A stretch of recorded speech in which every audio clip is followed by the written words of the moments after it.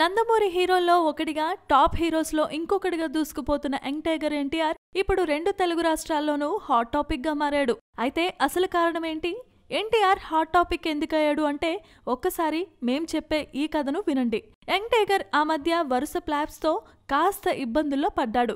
అయితే ఆ తర్వాత వరుస హిట్స్ తో దుమ్ము దులపడమే కాకుండా జనతా గ్యారేజ్ సినిమాతో దాదాపుగా 85 కోట్ల కలెక్షన్స్ ను సాధించి తన కెరీర్ లోనే టాప్ అండ్ బిగ్గెస్ట్ హిట్ గా తన సినిమాని నిలిపాడు.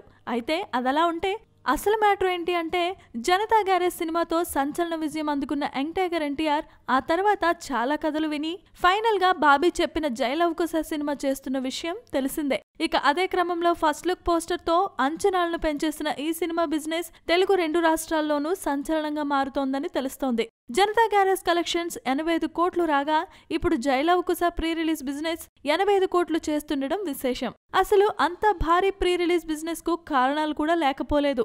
అసలు ఆ విషయాల్లోకి వెళితే ఎన్టీఆర్ త్రిపాత్రిని అభినయం చేస్తూ ఉండటం, అదే క్రమంలో సినిమా కోసం హాలీవుడ్ టెక్నీషియన్స్ పనిచేస్తుండటం, ఫస్ట్ లుక్ లో తారక్ నెగటివ్ లుక్ తో సంచలనం సృష్టించడం వెరసి మొత్తంగా ఈ సినిమా బిజినెస్ పీక్స్ కు వెళ్లేలా చేశాయి.